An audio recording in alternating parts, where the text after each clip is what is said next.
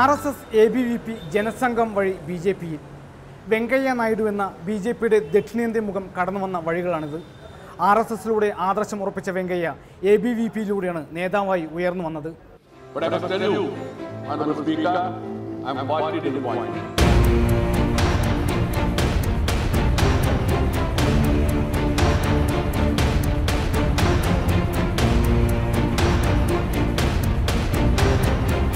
What is the agenda on which we fought the election? The agenda was development. You have been rejected. We have been elected and selected. Try to understand this. This is the message of the people. Please have some patience. അസാധാരണമായ നേതൃശേഷിയും അസാമാന്യ വ്യക്തിത്വവുമാണ് മുപ്പവരപ്പ് വെങ്കയ്യ നായിഡു എന്ന വെങ്കയ്യ നായിഡുവിനെ ജനപ്രിയനാക്കിയത്. ലാളിത്യവും നർമ്മവും പുരണ്ട സംഭാഷണ ശൈലിയും പ്രാസമൊപ്പിച്ചുള്ള പ്രസംഗവും വെങ്കയ്യ നായിഡുവിനെ എതിരാളികൾക്ക് പോലും പ്രിയങ്കരനാക്കി. തെലുങ്കിനും ഇംഗ്ലീഷിനും ഹിന്ദിക്കും പുറമെ ഒരളവ് വരെ ഉറുദുവും തമിഴും അദ്ദേഹം സംസാരിക്കും.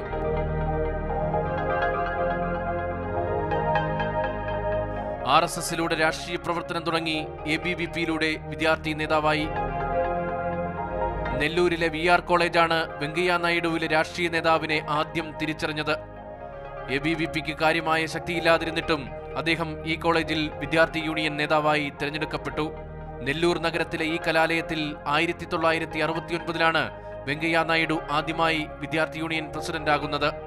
ഇടതുപക്ഷ പ്രസ്ഥാനങ്ങൾക്ക് ശക്തമായ സ്വാധീനമുള്ളപ്പോഴായിരുന്നു ABVPക്കാരനായ വെങ്കയ്യ നായിഡു അതിനെയെല്ലാം മറികടന്ന് വിജയം സ്വന്തമാക്കിയത്. ഇപ്പോൾ ഉപരാഷ്ട്രപതി പദവിയിലേക്കെത്തുമ്പോൾ പുതുതലമുറക്കാരും അഭിമാനത്തിലാണ്. VR కాలేజీలో వెంకయ్య నాయుడు అనే ఉపరాష్ట్రపతి అయిన వెంకయ్య నాయుడు ఈ కాలేజీలో చదవబడ్డాడు.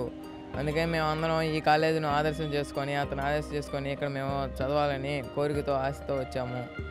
ఈ విధంగా వెంకయ్య నాయుడు వంటి ఆదర్శంతో మేము కూడా అటువంటి వాళ్ళు కావాలని కోరుకుంటున్నాము. 1972 ജയ് ആന്ധ്ര പ്രസ്ഥാനത്തിലൂടെ പൊതുരാഷ്ട്രീയത്തിന്റെ മുൻനിരക്കാരനായി മാറിയ വെങ്കയ്യ ജയപ്രകാശ് നാരായണന്റെ അഴിമതി വിരുദ്ധ സമരങ്ങൾക്ക് ആന്ധ്രയിൽ നേതൃത്വം നൽകിയതോടെ ദേശീയ തലത്തിലും ശ്രദ്ധിക്കപ്പെട്ടു. അടിയന്തരാവസ്ഥക്കാലത്ത് ജയിലിലുമായി. തുടർന്ന് 1978 1983 ആന്ധ്ര നിയമസഭാംഗമായി. പാർട്ടിക്ക് കാര്യമായ വേരോട്ടമില്ലാത്ത ഉദയഗിരി മണ്ഡലത്തിൽ നിന്നായിരുന്നു വെങ്കയ്യയുടെ വിജയം. അന്ന് ആന്ധ്ര രാഷ്ട്രീയം അടക്കിവാണിരുന്ന NT രാമറാവു വെങ്കയ്യ നായിഡുവിനെ മന്ത്രിസഭയിലേക്ക് പോലും ക്ഷണിച്ചിരുന്നു. പക്ഷേ സ്വന്തം പ്രസ്ഥാനത്തിൽ ഉറച്ചു നിൽക്കാനായിരുന്നു അദ്ദേഹത്തിന്റെ തീരുമാനം. വെങ്കയ്യ നായിഡു MLA ആയിരിക്കെയാണ് അദ്ദേഹത്തിന്റെ സ്വന്തം ഗ്രാമത്തിൽ സ്കൂളും കുടിവെള്ള പദ്ധതിയുമെല്ലാം കൊണ്ടുവരുന്നത്. അദ്ദേഹത്തിൻ്റെ ആ പ്രദേശത്ത് അദ്ദേഹം നിശബ്ദമായി ജനങ്ങൾക്ക് വേണ്ടി നടത്തുന്ന ക്ഷേമ പ്രവർത്തനങ്ങളുണ്ട്. അത് സ്കൂളിൽ പഠിക്കുന്ന വിദ്യാർത്ഥികളുടെ വിദ്യാഭ്യാസ കാര്യമായാലും സ്കൂൾ വിട്ടുപോകുന്ന ഗ്രാമീണരായ പകുതി വെച്ച് പഠിത്തം നടക്കുന്നത് തേടിപ്പിടിച്ചു കൊണ്ടുവന്ന് വിദ്യാഭ്യാസം ചെയ്യിക്കുന്ന സമ്പ്രദായം. അതേപോലെ ഹോസ്പിറ്റൽ ഇതിനുവേണ്ടി ഒരു ട്രസ്റ്റ് രൂപീകരിച്ച് തൻ്റെയും കുടുംബത്തിൻ്റെയും ഒക്കെ വരുമാനം, മക്കളുടെ ഒക്കെ വരുമാനത്തിൻ്റെ ഒരു ഭാഗം അതിനുവേണ്ടി ചിലവഴിച്ച്, അതേ സമയത്ത് പബ്ലിക്കിൻ്റെ പൈസ പൊതുവെ വാങ്ങാറില്ല, സർക്കാർ എന്നുള്ളതും പൊതുവെ വളരെ കുറച്ച് മാത്രമേ വാങ്ങാറുള്ളൂ. അങ്ങനെ നടത്തുന്നു. അപ്പോൾ ഈ സേവന തൽപരത അദ്ദേഹത്തിൽ ജന്മസിദ്ധമായി അദ്ദേഹത്തിന് കിട്ടിയ ഒരു വരദാനമായി എനിക്ക് തോന്നുന്നു. 1988 കർണാടകയിൽ നിന്ന് രാജ്യസഭാംഗമായതോടെ ദേശീയ രാഷ്ട്രീയത്തിലേക്ക് ചുവടുമാറി. 2002 മുതൽ 2004 വരെ BJPയുടെ ദേശീയ അധ്യക്ഷനായി. അതോടെ വെങ്കയ്യ നായിഡു എന്ന നേതാവ് രാജ്യം മുഴുവൻ സഞ്ചരിച്ച് BJPയുടെ ദക്ഷിണേന്ത്യൻ മുഖം എന്നതിൽ നിന്ന് ദേശീയ മുഖമായി മാറി. ഒരുപക്ഷെ ദക്ഷിണേന്ത്യക്കാരുടെ മാത്രം നേതാവായിട്ട് അദ്ദേഹം ഒതുങ്ങി നിന്നില്ല. അദ്ദേഹത്തിൻ്റെ പൊതുയോഗങ്ങളും അദ്ദേഹത്തിൻ്റെ പ്രസംഗങ്ങളും അദ്ദേഹത്തിൻ്റെ പരിപാടികളുമൊക്കെ ഇന്ത്യയുടെ ഏത് ഭാഗത്തും സാധാരണക്കാരനെ ആകർഷിക്കുന്ന തരത്തിലുള്ള പരിപാടികളായിട്ടാണ് എനിക്ക് പലപ്പോഴും അനുഭവപ്പെട്ടിട്ടുള്ളത്. ഇന്ത്യയുടെ മിക്കവാറും ഇത്രയധികം യാത്ര ചെയ്തിട്ടുള്ള ഒരു നേതാവ് ഇപ്പോൾ ഈ കാലഘട്ടത്തിൽ നരേന്ദ്രമോദിജിയും അമിത്ഷാജിയും ഒക്കെ വന്നതിന് ശേഷം അവരൊക്കെ യാത്ര ചെയ്യുന്ന ആൾക്കാരാണ്. പക്ഷേ അക്കാലത്തെ സ്ഥിതി വെച്ച് നോക്കിയാൽ അടൽജിയും അഡ്വാനിജിയും കഴിഞ്ഞാൽ പിന്നെയുള്ള പ്രസിഡന്റുമാരിൽ ഇത്രയും വ്യാപകമായിട്ടുള്ള യാത്രകൾ രാജ്യത്തിൻ്റെ എല്ലാ ഭാഗങ്ങളിലും അദ്ദേഹം എത്തിയിട്ടില്ലാത്ത ജില്ലകളുണ്ടാവുമോ എന്ന് പോലും സംശയമാണ്. അങ്ങനെയുള്ള യാത്ര ചെയ്തിട്ടുള്ള ഒരു നേതാവ് അങ്ങനെയുള്ള നേതാക്കന്മാർ രാഷ്ട്രീയത്തിൻ്റെ എല്ലാ രാഷ്ട്രീയ പാർട്ടിയിൽ നോക്കിയാൽ തന്നെ അപൂർവമായിട്ട് മാത്രമേ കാണുള്ളൂ. നരേന്ദ്രമോദിയും രാജ്നാഥ് സിംഗും അരുൺ ജെയ്റ്റ്ലിയും ഒക്കെ ഉൾപ്പെടുന്ന BJPയുടെ രണ്ടാം നിര നേതാക്കളിൽ വലിയേട്ടനാണ് പ്രായം കൊണ്ടും പരിചയം കൊണ്ടും വെങ്കയ്യ നായിഡു. അദ്വാനിയുടെ പ്രതാപകാലത്ത് വെങ്കയ്യ ഡൽഹിയിലേക്ക് പ്രവർത്തനം മാറ്റിയതിനാൽ അദ്വാനി പക്ഷത്തിന്റെ ശക്തനായ വക്താവായിട്ടാണ് ആദ്യം അദ്ദേഹം അറിയപ്പെട്ടിരുന്നത്. പിന്നീട് മോഡി യുഗം വന്നപ്പോഴും അദ്ദേഹം നേതാവിനെ നോക്കാതെ പാർട്ടിയെയും ആദർശത്തെയും മുറുകെ പിടിച്ചു. ഉത്തരേന്ത്യൻ നേതാക്കൾ അരങ്ങുവാഴുന്ന BJP രാഷ്ട്രീയത്തിൽ പെരുമാറ്റം കൊണ്ടും പ്രസംഗം കൊണ്ടുമാണ് വെങ്കയ്യ സ്വീകാര്യനായത്. मैडम आपको भी याद होगा अगस्त 15 को नहीं तो 26 जनवरी को जब तिरंगा झंडा फहराते हम लोग क्या कहते थे? जय हिंद. इसका अर्थ यह है क्या हिंदुओं को जय, बाकी लोगों को नहीं? ऐसा है क्या? नहीं. हिंदुस्तान को जय हो. തട്ടകം നെല്ലൂരിൽ നിന്നും ആന്ധ്രയിൽ നിന്നും മാറിയെങ്കിലും അദ്ദേഹം ഒരിക്കലും സ്വന്തം നാടിനെ മറന്നില്ല. ചവട്ടിപ്പാളത്തിനടുത്ത വെങ്കടാചലത്ത് അദ്ദേഹം തുടങ്ങിവെച്ച സ്വർണ്ണഭാരതി ട്രസ്റ്റ് ഇപ്പോഴും പ്രവർത്തിക്കുന്നു. ഔപചാരിക വിദ്യാഭ്യാസത്തിനും സേവന പ്രവർത്തനങ്ങൾക്കും പുറമെ പഠനം ഇടയ്ക്ക് വെച്ച് മുടങ്ങിയവരെ സഹായിക്കാനായി ബ്രിഡ്ജ് കോഴ്സും ഇവിടെ നടത്തുന്നു. சார் எங்களுக்கெல்லாம் பசங்களுக்கெல்லாம் இங்கே யூத்துக்கு ஸ்டூடெண்ட்டுக்கு எல்லாம் ஒரு மார்க்கதர்சனமாக இருக்குங்க. எங்கெல்லாம் நாங்களெல்லாம் ரொம்ப பரிமாறிக்க பண்ணுறாங்க. இதனால தான் இந்த சுற்றுப்பக்கல கிராமத்தில் கூட சார் பண்ணுறது சேவலெல்லாம் இந்த ஸ்வர்ண பாரத் டெஸ்ட் ஒன்று ஏற்பாடு பண்ணி வச்சுருக்கேங்க. அதனால தான் நைபுண்யம் டெவலப்மெண்ட் நெக்ஸ்ட் வித்யா வைத்தியா இதெல்லாம் கூட ரொம்ப மக்களுக்கெல்லாம் ரொம்ப யூஸ் ஆகுது. சார் படிக்கும் போதெல்லாம் ஸ்கூல் கிடையாதுங்க. ஒரு ஸ்ட்ரீட்லேருந்து சின்ன வயசுலேருந்து ஸ்ட்ரீட்லேருந்து படிச்சிருக்காங்க.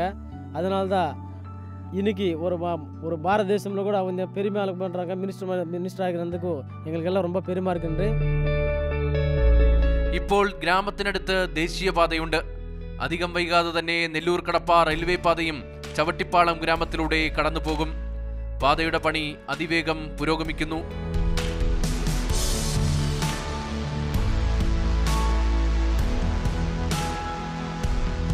ചെറിയ ഇടവേളയ്ക്ക് ശേഷം കാണാം വെങ്കയ്യ നായിഡു എന്ന ഭരണാധികാരിയെ.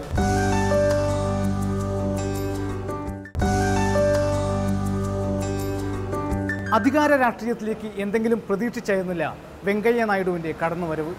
പ്രവർത്തിച്ച മേഖലകളിലെല്ലാം സ്വന്തം കൈമുദ്ര പതിപ്പിച്ച വെങ്കയ്യ ഏത് തരിച്ചുഭൂമിയിലും വിളയിറക്കാമെന്നും തെളിയിച്ചു.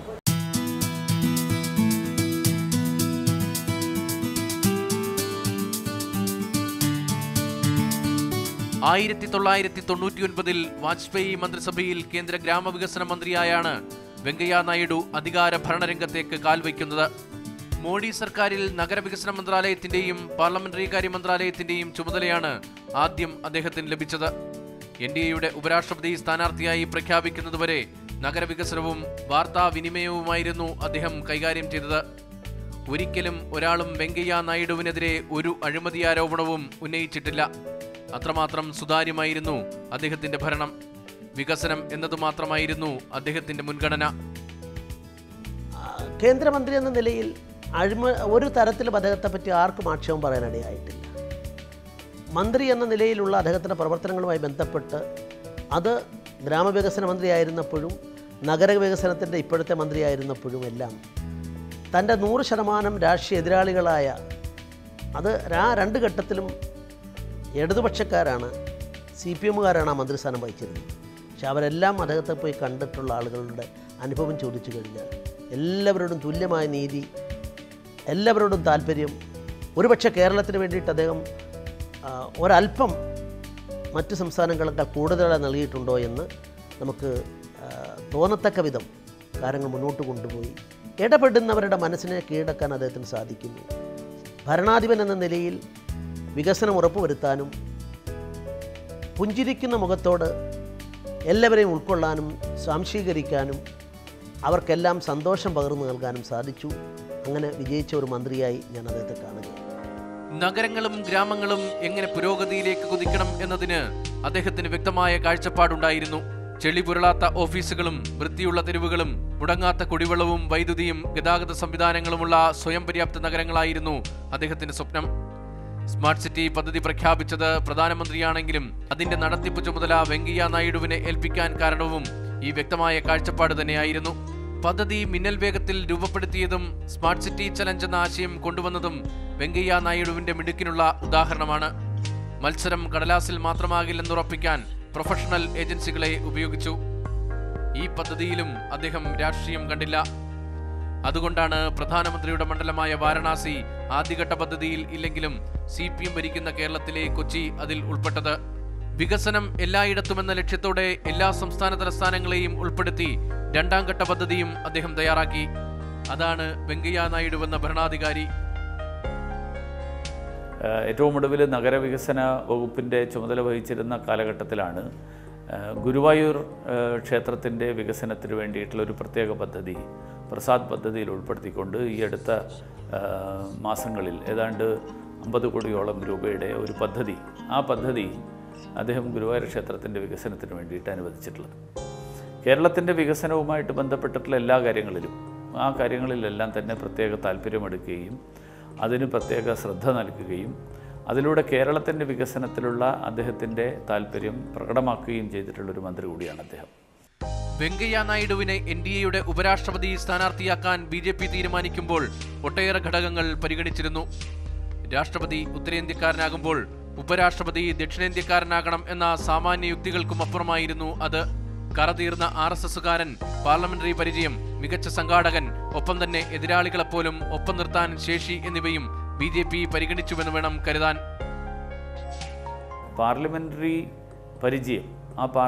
പരിചയം വളരെ നല്ല രീതിയിൽ എല്ലാ രാഷ്ട്രീയ പാർട്ടികളുടെയും നേതാക്കന്മാരുമായിട്ട് അടുത്ത സൗഹൃദം പുലർത്തുന്ന, എന്നാൽ തൻ്റെ നിലപാടുകൾ വളരെ വ്യക്തമായിട്ട് ഒരു തരത്തിലുള്ള വെള്ളം ചേർക്കലുമില്ലാതെ എല്ലാവരുടെയും മുന്നിൽ അവതരിപ്പിക്കാൻ കഴിയുന്ന ഒരു വ്യക്തിത്വം. അങ്ങനെയുള്ള ഒരു ഉപരാഷ്ട്രപതി, ആ ഉപരാഷ്ട്രപതിയായിട്ടായിരിക്കും വെങ്കയ്യജി മാറാൻ പോകുന്നത് എന്നാണ് ഞാൻ വിശ്വസിക്കുന്നത്. വെങ്കയ്യ നായിഡു മികച്ച ഉപരാഷ്ട്രപതിയാകുമെന്നാണ് പ്രധാനമന്ത്രി നരേന്ദ്രമോദി പിന്നീട് ട്വിറ്ററിൽ കുറിച്ചത്. എതിരാളികൾക്കും അതിൽ സംശയമൊന്നുമില്ല. നാട്ടിൽ എങ്ങനെയാണോ പാർട്ടിക്കാർക്കിടയിലും ഓഫീസിലും എങ്ങനെയാണോ അങ്ങനെ തന്നെയാവും ഉപരാഷ്ട്രപതിയായും വെങ്കയ്യ നായിഡുവിന്റെ പ്രവർത്തനം. നാട്ടിൻപുറത്തെ കർഷക കുടുംബത്തിൽ പിറന്ന് അവിടെ നിന്ന് വളർന്നു വന്ന വെങ്കയ്യ നായിഡുവിന് അങ്ങനെയേ ആവാൻ കഴിയൂവെന്നാണ് എല്ലാവരും പ്രതീക്ഷിക്കുന്നത്. പാർട്ടിയുടെ പ്രതിസന്ധി ഘട്ടത്തിൽ പതറാതെ തളരാതെ നയിച്ച വെങ്കയ്യ ഇനി രാജ്യത്തെ നയിക്കട്ടെ.